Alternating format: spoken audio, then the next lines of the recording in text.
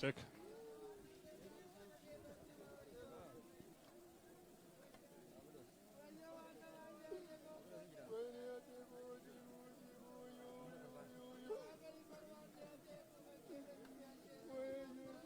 Egaa daawwattoota Oromiyaa Miidiyaa Neetwoork ammaa kan argamu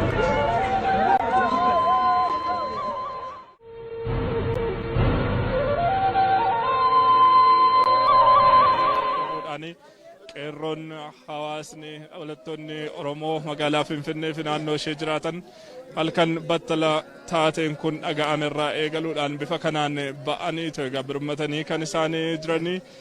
Amma akkuma isin daawwachiifne turrettis immoo waa hillansaa kanneen akka Galaanaa Gaaromsaa sirna awwaalchaa Hacaaluu Hundeessaadhaan wal qabatee qeerroo waliin marii taasisaa turaniiru. Egaa marii taasifamaa tureen wal qabatee sirni awwaalchaa artist Hacaaluu Hundeessaa magaalaa Ambootti akka ta'u siidaan isaa immoo as handhuura Oromiyaa Finfinnee irratti akka dhaabbatuuf waliigalteerraa waan ga'an fakkaatu. Egaa qeerroon as bakka kanatti argaman gadda guddaadhaan guutamanii xiiqii guddaadhaan guutamaniiti kan isaan argamanii. Oromoo bifa kanaan gadda arguun hedduu laphee kan nama cabsuudha. Gadda ulfaataadha kan naannoo kanatti mul'atu wareegama artist Hacaaluu Hundeessaadhaan wal qabatee jechuudha. Qeerroon miira gama isaaniitiin jiru simbiraan geenya sa'aatii kamitti kan dhufte naannoo kana? Ani godina addaa naannoo Finfinnee bulchiinsa magaalaa Buraayyuu irraan dhufe. Akkamiin simatti miira wareegama artist Hacaaluu Hundeessaa Hacaaluu dhabuun Oromoof maalimi? Hacaaluu dhabuun Oromoodhaaf baay'ee ulfaata. Garuu immoo itti gadduu hin qabnu maaliif Hacaaluun kumaatama horateera. Kanaafuu Hacaaluun lubbuudhaan nu biraa dhabamus Hacaaluun kumni nuuf uumameera. Kanaaf immoo gadda baay'ee natti dhaga'ame. Egaa Oromoon yeroo garaagaraatti wareegama akkasii simachaa tureera. Ammas lixa Oromiyaatti, kibba Oromiyaatti, giddugala Oromiyaa, baha Oromiyaa iddoowwan garaagaraatti waan ta'aa jirru beekna, hundi keenya quba qabna. Oromoon maal gochuu qaba jettu? Uummata Oromoodhaaf maal dhaamtu adeemsa fuula duraa irratti? Uummanni Oromoo of dagachuun qabu maaliif baay'ee of dagatee jira. Maaliif madaan kanaan duraayyuu garaa keenya keessaa hin banne. Kanaaf waan nuti callimnee itti fakkaata. Kanaafuu Oromoon ammayyuu nama isaa ta'uu hin argan. Kanaaf Oromoon tokko ta'ee cimuu qaba jechuun barbaada. Yeessa dhufte? Ani kan hin dhufe bulchiinsa magaalaa Buraayyuu ganda Malkaa Gafarsaarraa. Sa'a jaarraatti dhageenye. Asuma jirra. Wayita wareegamuu artistii qabsaa Oromoo Hacaaluu Hundeessaa dhageessanitti miirri isinitti dhaga'ame maal fakkaata? Hacaaluu dhabuun Oromoof maaliif? Wareegama Hacaaluu Hundeessaa nuuf gadda guddaa ta'ee akkuma jirutti ta'eetu Oromoon kan akka Hacaaluu kumaatama of jalaa qaba. Haa ta'uuti isa dhabuun keenya gadda hundaa ol baay'ee natti dhaga'ama. Isa dhabuu jechuun uummanni Oromoo seenaa tokko nama tokko jechuun Hacaaluu jechuun seenaa uummata Oromoo jechuudha. Seenaa isaa dhabuu jechuudha. Kanaaf gadda guddaatu natti dhaga'ama. Haa ta'u malee gara fuulduraatti uummanni Oromoo kan gochuu qabu yoo jiraate injifannoon uummata Oromoof falmatee mirga isaa biyya isaa lafa isaa irratti Oromoon ofiin of bulchuu irraan kan hafe sirni nafxanyaa fi haalonni kanneen biraa warri galanii nu bulchuu danda'an kana booda nurraan dhaabbatan taanan du'uun du'uma. Isaan nurraa dhaabbatu taanan garuu ammaan booda bilisummaan du'a Hacaaluu Hundeessan booda. Oromoon falmateera qabsaa'eera baroota dheeraadhaaf gatii guddaa aarsaa guddaa kaffaleera gatii qabsoo isaatii hin arganne bu'aa qabsoo isaatii hin argamne wareegamni isaas irraa hin dhaabbanne maaltu ta'uu qaba jettu? Hayyee wayi gowwoome Oromoon maal gowwoome Oromoo fakkaatee danuutu Oromoo gowwoomse kaansaa garaaf du'a kaansaa qarshiin gurguramaa jira kanaaf lubbuun isa tokko mararuu dhiiseeti amma kanaan booda tokkummaa ijaaruu waliigaltummaa fi tokkummaan ka'uutu injifannoo uummata Oromoo ta'an jedhaan. Guddaa galatoomi. Ani magaalaa Gidaamitti jedhaati ko bakkeen irraa dhufe immoo magaalaa Buraayyuu irraa dhufe. Wareegama artist Hacaaluu Hundeessaa akkamiin simatta? Wareegama artistii Hacaaluu Hundeessaa baay'ee na gaddisiise. Dhaga'uu kootti yeroo dhaga'e sa'aatii 5 wayiin dhaga'e sa'aatii 6 wayiin immoo as ga'eera Phaawulos Hospitaaliin. Oromoof ergaa maalii qaba gochi Hacaaluu irratti raawwatame kun? Oromoo yoomiyyuu taanaan Oromoodhaaf ergaan qabu yoomiyyuu taanaan walta'ee cimee dhaabate tokko ta'e qomoodhaan wal qooduu dhiisee tokko taanaan Oromoo yoomiyyuu ni injifata. Adeemsi itti aanu qabu maali? Adeemsi hin qabu kanarra bakka cimee dhaabachuu qaba Oromoon wal ta'e bakka harka wal qabee injifannoodhaan injifachuudhaaf. Asuma magaalaa Finfinnee irraa dhufe. Wareegama artist Hacaaluu Hundeessaa wal qabatee. Gadda baay'ee nutti dhaga'ameera. Duris dhumaatuma irraa ammas dhumaa irraa. Ammas dhumaa jirra. Gadda baay'ee nutti dhaga'ame wannan jedhamu qaba bira baay'ee gadda. Oromoof maal dhaamta? Qabsaa'uudha jeebisanii ammas. Duris dhumne ammas dhumaa jirra. Kanuman jedha. Egaa daawwattoota Oromiyaa Miidiyaa Neetwoork qeerroowwan bakka kanatti argaman keessaa yaada muraasa isaanii simbiraan geenya jirra. Egaa battala wareegamni artistii qabsaa Oromoo Hacaaluu Hundeessaa dhaga'amte irraa eegaluudhaan bifa garaagaraadhaan birmachuudhaan as kan isaan jiranii Finfinnee naannoo hospitaala Phaawulositti kan argamnu reenfa artistii keenya qabsaa keenya Hacaaluu Hundeessaa simachuufidha kan isaan ba'anii jiranii. Adeemsota itti aanan immoo hordofnee kan simbiraan geenyu ta'a. Waliin turaasiniin jenna. Wareegamuu artist Hacaaluu Hundeessaa Ishi ani Shawaa Lixaa Aanaa Abuunaa Gindabaratti irraan dhufe maqaan koo Sanyii Safaraan jedhama. Du'a Hacaaluu Hundeessaa ilaalchisee gadda guddaan nutti dhaga'ame. Arras Oromoodhaan wanti na dhaabu nafxanyaan silmii fakkaattee nu jala seentee nama keenya fakkaatteetoo waraanni yookiin immoo mootummaa Oromoo fakkaatee kaleessa qeerroon qabsaa'ee tureetoo 4 kiiloo sagashee har'a immoo qeerroon akka waan hin jirreetti Oromoon kan dagate Oromoodha jennee of dagannee Abiyyi ilma Oromooti jennee of dagannee hayyoota keenya beektota keenya artistoota keenya nyaachisaa jirra. Har'allee Oromoon wanti gochuu qabnu nu mootummaa kana Oromoo ta'uusaa har'aa qabnee eeksi gooneerra. Kanaafiyyuu uummanni Oromoo qeerroon Oromoo qarreen Oromoo wanti nuti gochuu qabnu bilisummaa keenya artist Hacaaluu Hundeessaa eega biyyootti qammasiifnee booda bilisummaa keenya tokkummaadhaan sirna siidaa nafxanyaa kan ammoo harree ishiitiin dhuftee harree ishiitiin akkachitti deebiteetoo isa booda ammoo siidaa Hacaaluu Hundeessaa iddoo sun irratti dhaabuun keenya injifannoo uummata Oromoo isa guddaa ta'uu baannaan har'allee Oromoo maratu awwaallame Hacaaluu miti. Kanaaf sirna Minilik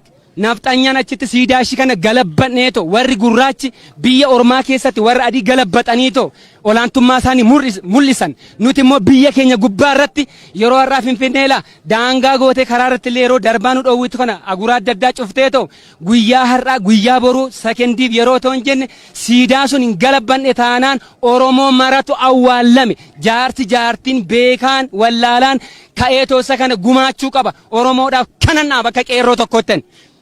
Guddaa galatoomi. Buraayyuudhaan dhufe ani sa'aatii 6 dhaga'e du'a Hacaaluu Hundeessaa gaafa sa'aatii 6 dhaga'amu ani dhugaadhaan seeni baay'ee natti dhaga'ame akka nam tokkotti Hacaaluu jechuun agartuu ija Oromootu dhangala'e jechuu dandeenya. Maaliif Dr. Abiyyi dhuguma yoo innoo ilma Oromoo ta'e nama Hacaaluu Hundeessaa ajjeese kana ifatti nuu baasuu qaba. Yoo ifatti nuu hin baafne taane nus akkuma Hacaaluu sana har'as boros hin wareegamne. Kanaaf gadda Hacaaluu Hundeessaa qixxeenya agartuun ija kiyyaa dhangaleetti akka sanitti ni ilaala. Wareegamni ilmaan Oromoo irraa akka dhaabbatuuf maaltu ta'uu qaba? Wareegamni ilmaan Oromoo irraa dhaabbachuun kaabaaf kibbaan wal qoqqooduu baanne tokko taanee harka tokko wal qabanneetoo sirna nafxanyaa kana ofirraa fonqolchuu qabnaan jedha kiyyaatti. Ishii anan dhufe ani ganda aannan Buraayyuudhaan dhufe ani kaleessa sa'aatii 5tti halkan dhaga'e sarara kaasnee eddasi namoota boo'ichaaf namoota baay'ee kakaasaa ture naannoo keessa deemnee Isarrattillee daandii gubbaattillee akka nuti dhumnee reeffa kana simannillee iddoo baay'eetti reebamaa kan dhumnee iddoo baay'eetti kan wayyaan jilbeeffachiisnee reebaa turte jechaadha. Ammas reeffa keenyallee akka hin fudhannee ani uummata Oromooti wanti hin dhaamu qeerroof qarreen keenya wal simannee humna keenya tokko taanee waboo keenya cimsannee loluu qabnaadha.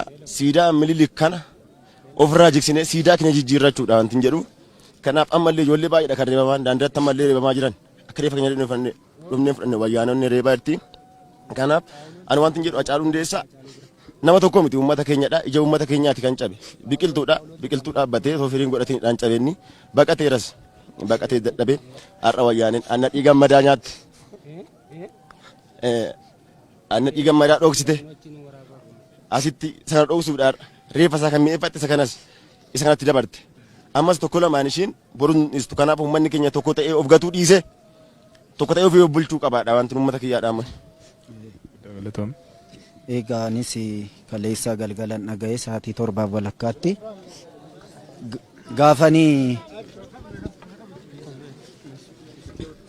gaafan du'aa Hacaaluu Hundeessaa dhaga'u baay'een gadde ani dhugumas hin seenee wanti kaleessa nu barees har'as nutti deddeebi'aa jira. Qabsaa'aan hin du'a malee seenaan hin du'u. Wanti nuti dhaamsa dabarsuu qabnus Oromoon tokko ta'ee qeerroon tokko ta'ee harka tokko yaada tokko walii gallee akka Hacaaluun yeroo darbe dubbatetti siidaa Minilik Hacaaluu keenya awwaallannee seenaa isaa awwaaluu otoo hin taane siidaa Minilik sana jiskine siidaa Hacaaluu Hundeessaa ija Oromoo qeerroo Oromoo kan magaalaa hundumaa kan biyya hundumaa kan ta'e Hacaaluu Hundeessaa seenaa isaa irraanfachuu dhiifne qeerroon har'a walii gallee har'a isa achitti darbannee galuu otoo hin taane seenaa guddaa hojjennee bakka siidaa sanatti siidaa Hacaaluu Hundeessaa dhaabuu qabnan jedha. Dhaamsi ani qabu qeerroo tokko taane walii galuu qabna hin awwaallanna kosii keenya mana keessaa baafannee gara sadaanutti qabsoon keenya inni kaleessaa sun bu'aa dhabaa jira. Inuma qabsoofna garuu nuti qabsoon keenya bu'aa argatu jennee tolii gadi fiigaarra. Haa ta'u malee wanti nuti gochaa jirru kun bu'aa nu harkaa dhabaa jira. Kaleessas ija keenya ija mirga keenya harka bita keenyaa cabsa ija mirga keenya harka mirga keenyaa cabsaa jiru. Silmiin nu keessa seentee nu nyaachaa jirti. Kanaafuu tokko taanee tokkummaa keenya cimsine dhiirri garaatti boo'a malee ijaan hin boo'u. Wanti nuti gochuu qabnu gaafa walii galle waan hundumaa mo'achuu dandeenya. Waliin galle taanaan bitaa mirga ta'a taanaan walii galuu hin dandeenyu.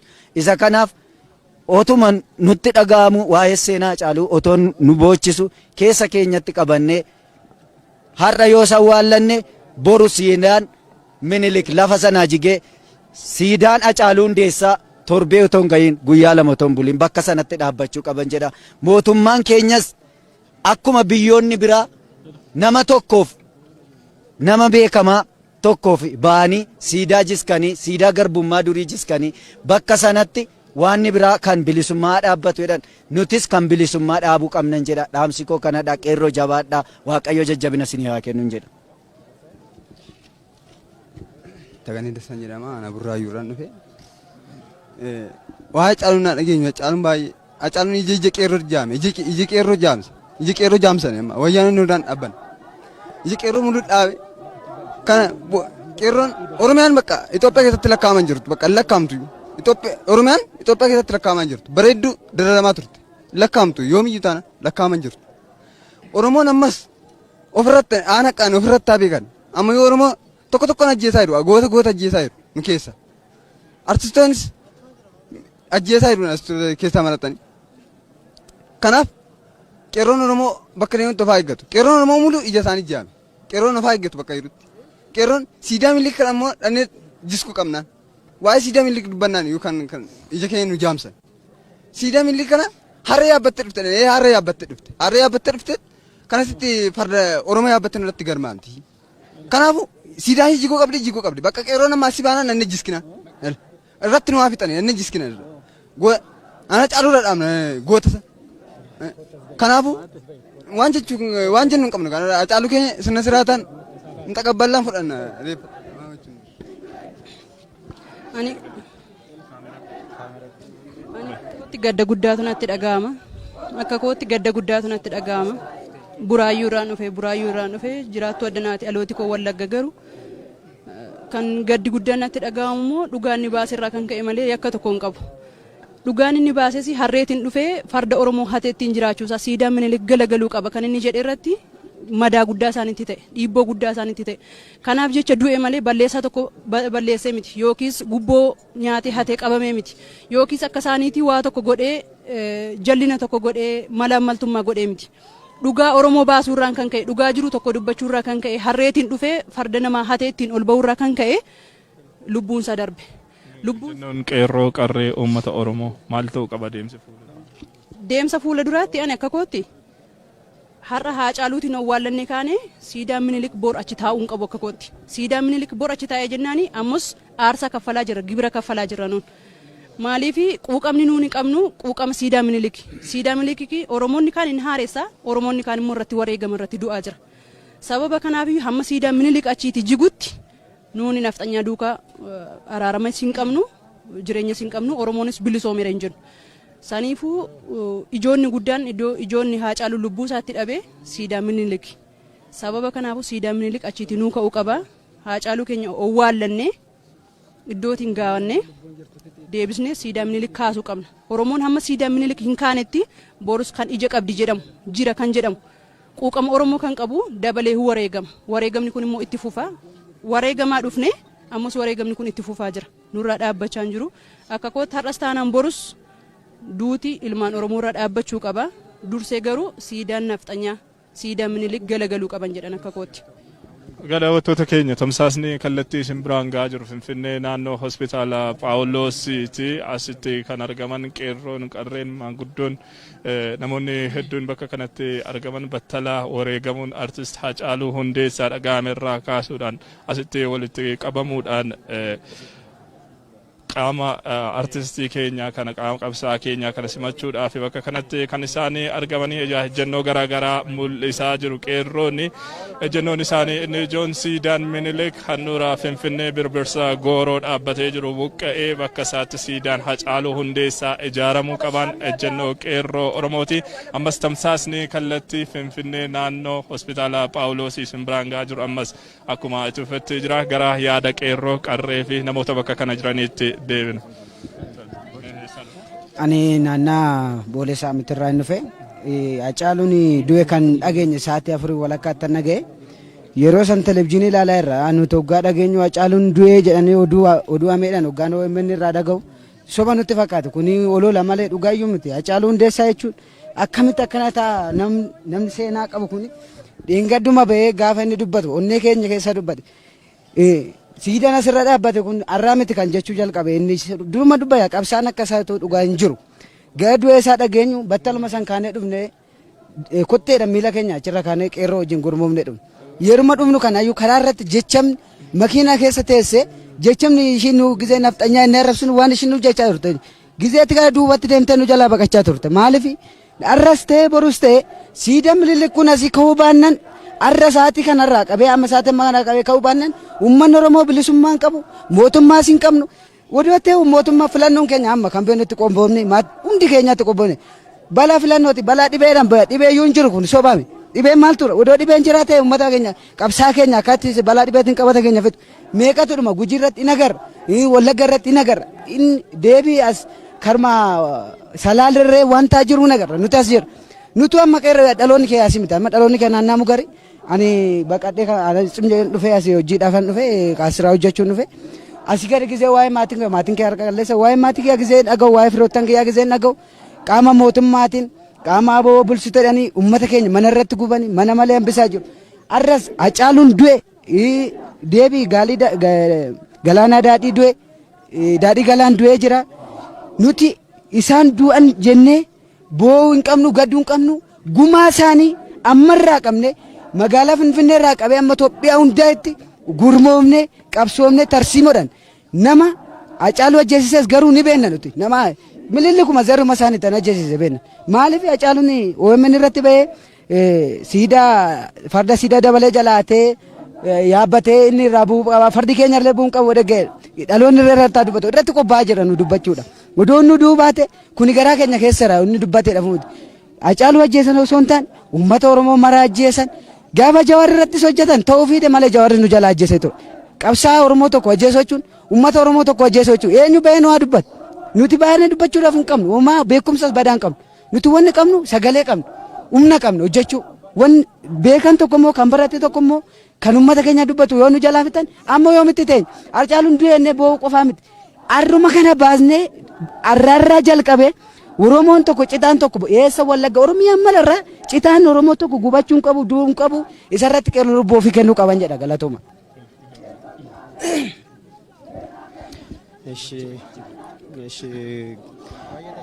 Guyyaa har'aa gadda ammana hin jedhamnee fi baay'ee keessa namaa kan nama cabsu yookiin kan keessa namaatii namatti dhaga'amudha guyyaan har'aa kun.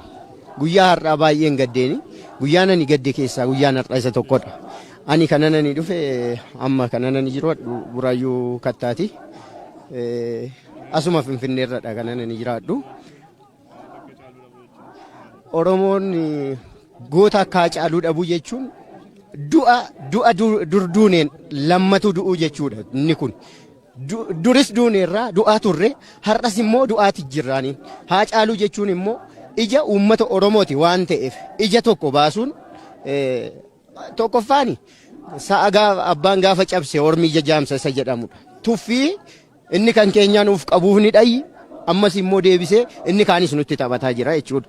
Maaliif isa beekaa ofii yoo ofitti qabatanii beekaa ofiitiin of fuuldura qabanii yoo adeeman omtuyyuu nama hin qunnamuuniin. Isaanum kan keenyaatu nutti taphataa jira. Isaanum kan keenyaan nutti uffataa jira. Karaa kamiin iyyuu poolisii Oromiyaa irraa kaasee rakkinni akka jiru hin beeknaaniin guutumaan guutuutti. Tuffiin Oromoodhaaf qabamu eenyumaafuu hin qabu. Ani isinittan himu. Karaa kamiin iyyuu nuti har'as taanee borus otoo Hacaaluun hin awwaalamin otoo Hacaaluun awwaalamee boolla keessa hin seenin ani kanneen jedhu tokkoffaani siidaan Minilik mootummaan mataa isaatiin har'aa kaasee har'a buqqisuu qaba otoo Hacaaluun hin awwaalamin hin jedhaani akka kootti jechuudha.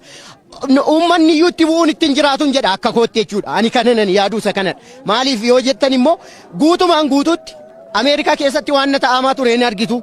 Gurraacha tokkicha du'e qabsaa'anii irratti guutumaan guutuudhaan siidonni jiran akka badan ta'ee jira. Ammas immoo taanaan Oromiyaa keessatti Finfinnee Itoophiyaa jechuun hin bar Oromiyaadha. Oromiyaa jechuun immoo Itoophiyaadha. Hin beekama yoo ta'e jechuudha. Isa kanaaf guutumaan guutuutti Oromiyaa keessa kan jiraatu.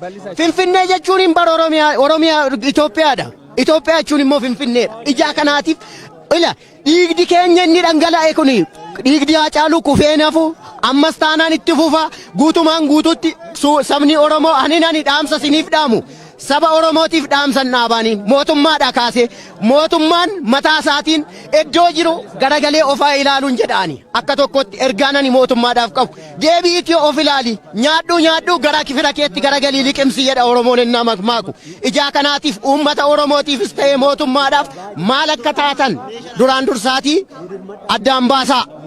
Kanaaf iyyuu isinitti dhaammanna mootummaa qabna jennee waan nuti yaadnu hin jiru haa ta'uyyuu malee mootummaan numti jirus ammas taanaan ofaa yaadatu Oromoo jechuun guutumaan guututti Itoophiyaadha. Itoophiyaa jechuun Oromoo jechuudha. Ammas immoo kanaaf galchinee isa nu yaalaa du'e hin awwaallannaa ammas immoo taanaan isa kanatti immoo hin deebinaa mootummaan nuufaa diiguun jedhaani akka waan tokkotti. Yoomuu bakka nu buunu. Mootummaan Dr. Abiy bakka nu bu'uu hin danda'u. Dhiiga qeerrootiin yaabbatee qeerroo keenya iddoo hundaatti nu ilaa ajjeessaara. Dr. Abiy Oromoo miti tu Oromoo ta'eeti nu ilaan ajjeessu Hacaaluu jechaan Oromoo hunduma ajjeese jechaadha Dr. Abiy. Nuun amma siidaa Minilik piyaassaatti dhannee wareegamuu barbaadna achitti diiguu barbaadna nuun gifii warra hojjete warra harma kutaa warra harka kutaa wajjiniin nuun firummaa qabnu firoomuus hin dandeenyu. Dr. Abiy immoo bakka nu bu'uu hin danda'u. Biltsiginnaa miti inni bilginnaadha. Bilginnaan bakka nu bu'u nuun hin balaaleffanna. Dhiiga Oromootiin yaabbateen. Ayyee daawwattoota Oromiyaa Miidiyaa Neetwoork tamsaasni kallattii Finfinnee as naannoo Hospitaala Paawuloos isin biraan gahaa jiru ammas akkuma tufitti jira turtiin keessan nu faana ta'u yeroo booda walitti deebina.